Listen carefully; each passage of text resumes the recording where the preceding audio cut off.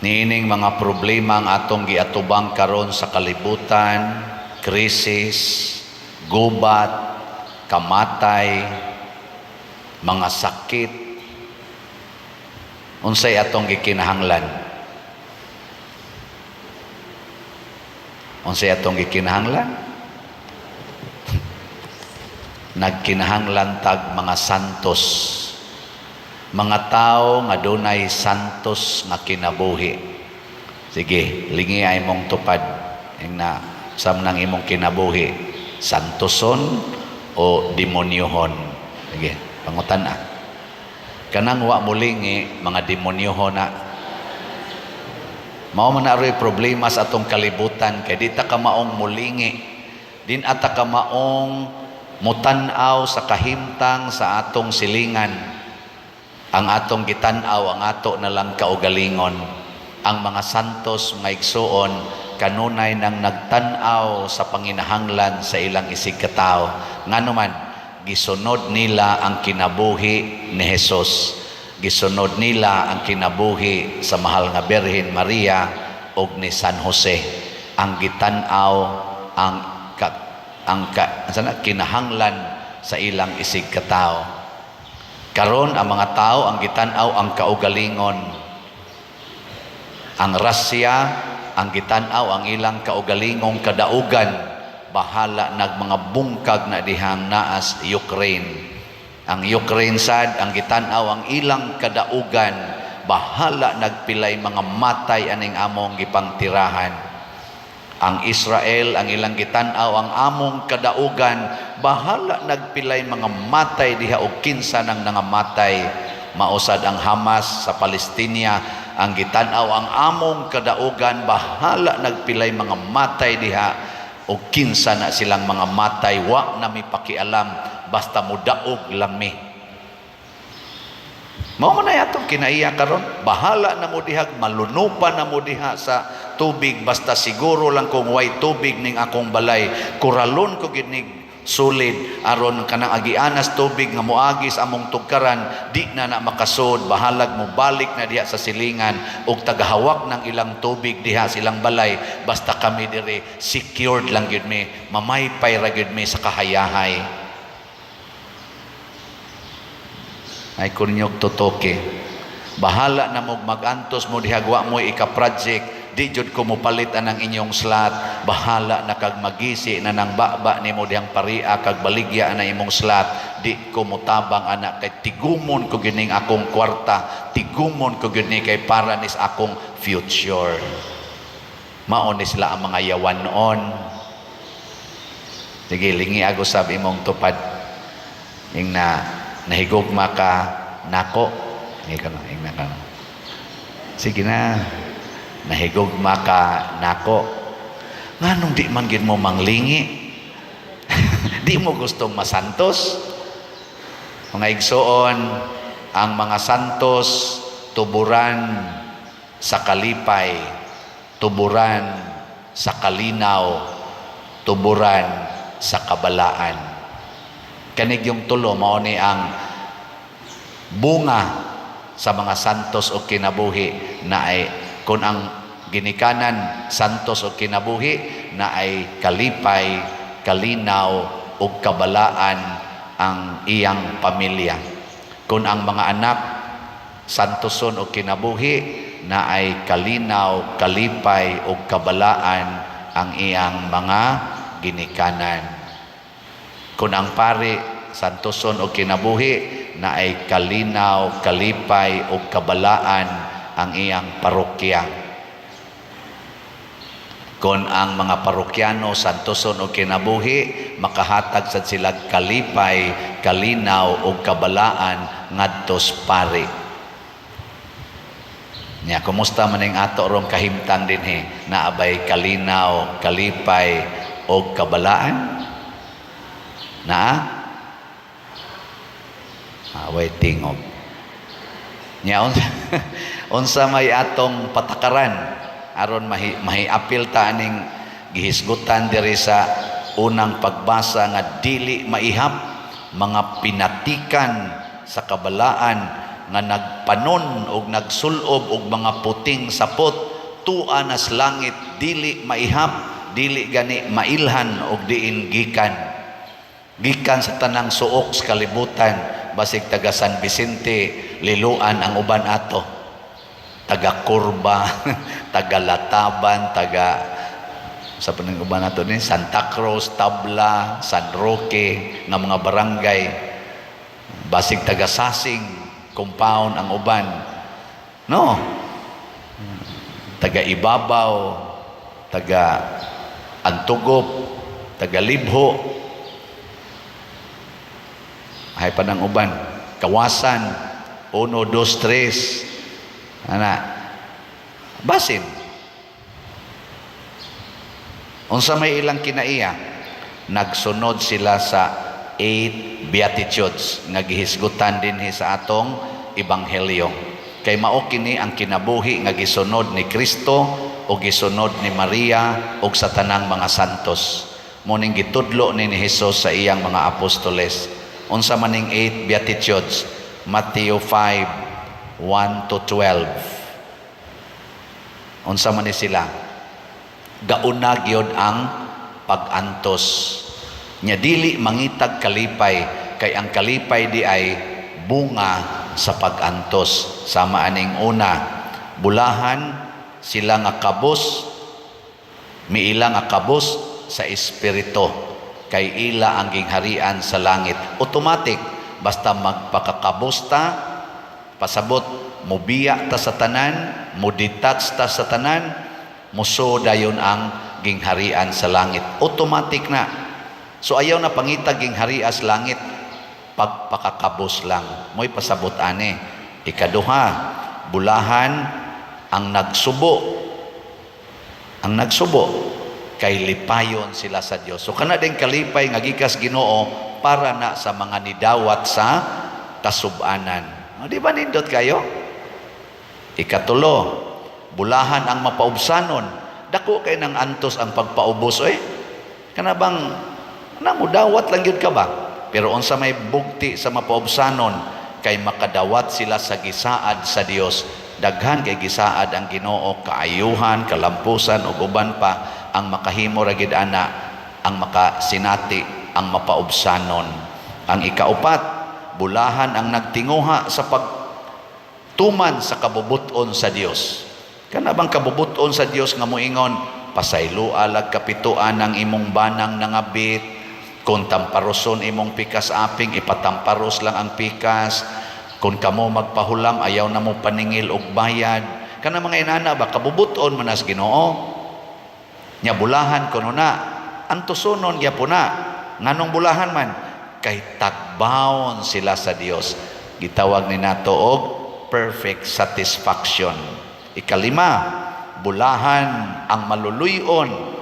Kana bang maluoy ka? Naay mangawat sa inyong balay, di ka masuko, maluoy noon ka, no? Naay nagsuyop nimong anak, di ka masuko, maluoy ka kay nisuyop. Ana ba? Imong asawa nangabit, pari pag yun nakabit, di ka masuko, maluoy hinoon ka. Ana, no?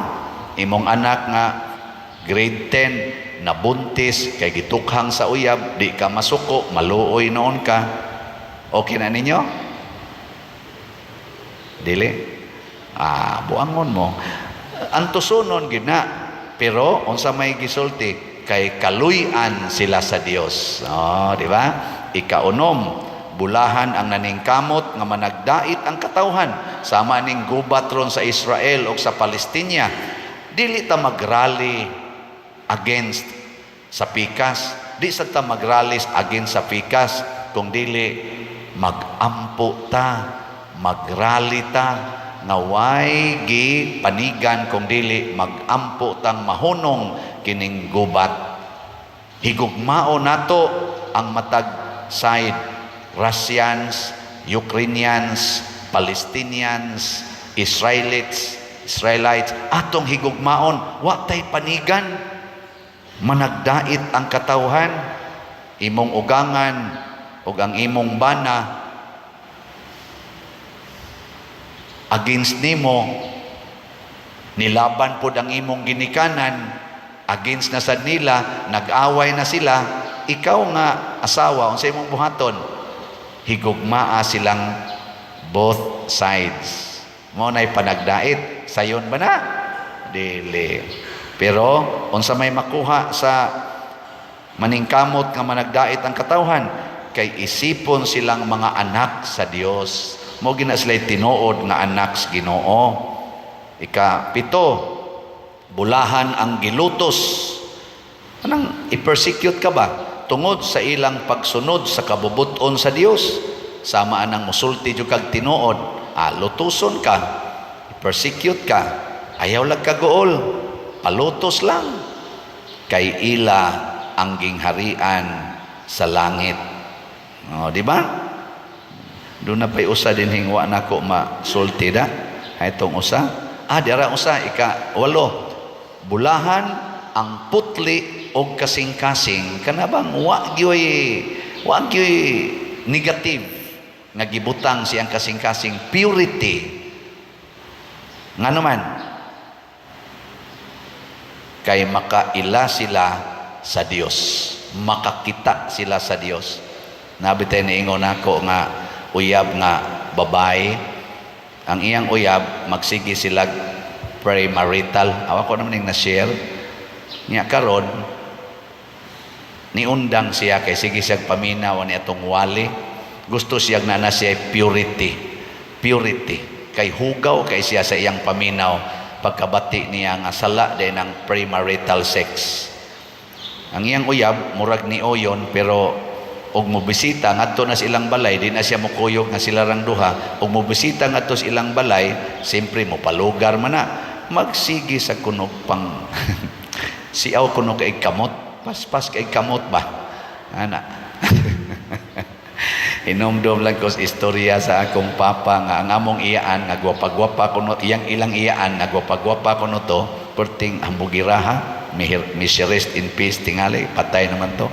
Ingon ko no, ako kadaghang nanguyab nako, nay mga abogado, nay doktor, nay maestro, nay napunta siya sa mag-uuma nga bati pagyugnaong, di pagyud hapit magtingog nya. Ingon dayos papa, iya ko dong ipangutana unya, manang nganong napunta man ka ng manoy nga purti man din daghanang nanguyab nimo mga nindot ka itong mga trabaho nana hakadagis manoy di man nahapit mo tingog siyang angsad katong mga doktor, katong abogado, maestro, sos may kay mo tabi pero perting layo pero kani manong ninyo hapit di mo tingog pero ang kamot perting si awa.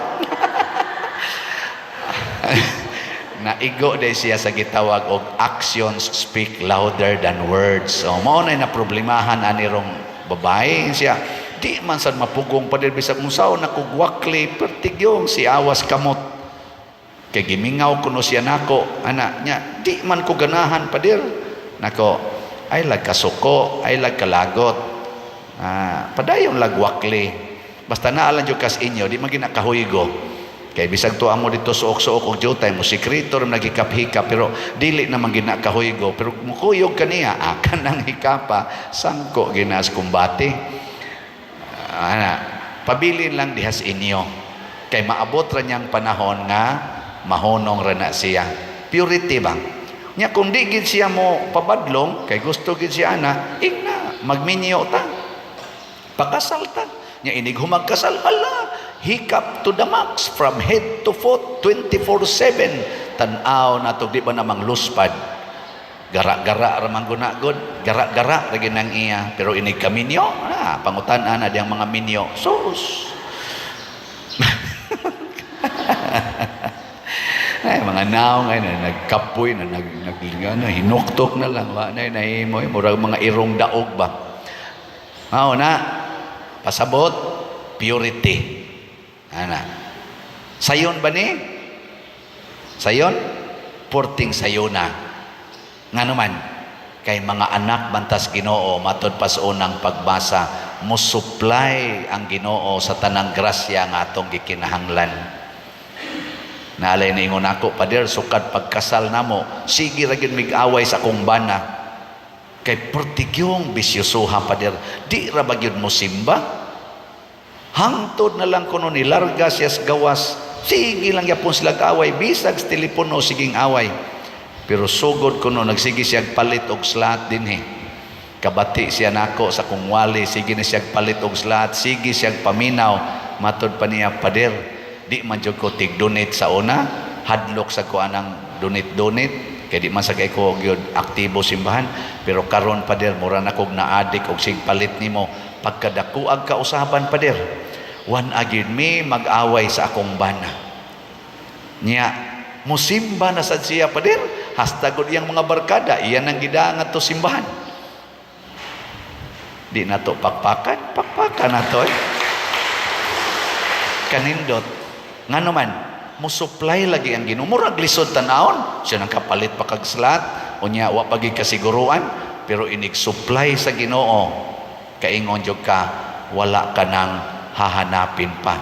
Nga naman matud pas atong tubag sa Salmo, Ginoo mao kini ang lungsod nga nangandoy pagtan-aw sa imong naong. Sa atong pagbuhat niining 8 Beatitudes, nangandoy tang makita nato ang Ginoo sa tanang sitwasyon. Ihikaw bas Ginoo kung mangita ta, niingon siya pangita og kamo makakaplag. Pagtuktok og kamo ablihan, pangayo og kamo hatagan. Muna iampo nato ang ato mga barangay officials nga na-elected karon, nga makamaota silang muantos. Nagtuo silang isa-isa sa kamot, we are the champions. Champion niya. Awa niya. Iwali tagid mo din, hindi mo katuman sa inyong antusonon. Sa may mga antusonon sa mga elected officials barangay, mo mention lang kog upat, makahimo gani mo ani. Congratulations. Una, kinahanglan limpyo ginang karsada. Kanang barangay road, national road, provincial road, kinahanglang limpyo, why obstruction. Why mga basura, nagipangkawit diya sa mga kilid-kilid, hugaw kay tan-aon. Di gay mo kalimpyo, imus-mus tagid mo diya, bita joke ra. Ako gimong iwali. Mauna na resulta sa inyong pagpailik. Ikaduha, kinahanglan nga wa nay naglisod nga dihas barangay nga galisod ang atop, nga ang atop buslot, ang bongbong buslot, ayuhan na ninyo mga elected officials. Ikatulo, kinahanglan nga maminos kung pwede mawa ning immorality o crimes, labi na ning drugs, premarital sex, kabit-kabit dinhi sa atong katilingban. Natog di ba mo mag-antos ana? Kaupat lang ni, kinahanglan wa nay mangayo og suporta dinhi sa parokya, parte og hospitalization, parte anang mga lungon, parte anang kuan Okay, kita taon dinhi baga ta permitang negative. Naapagani, bantay lang yun muna ako. Di bitay, kitang tanan, magsuportahay ta, magantos ta, mugamit aning 8 Beatitudes, aron mulambo ang parokya, mulambo ang barangay, mulambo ang atong LGU, mulambo ang atong kalibutan, dili mahugno. Tungod kay kita, nagpuyo nas kinabuhi nga mga santos. Di ba? Manindog ta kato mga santusonon.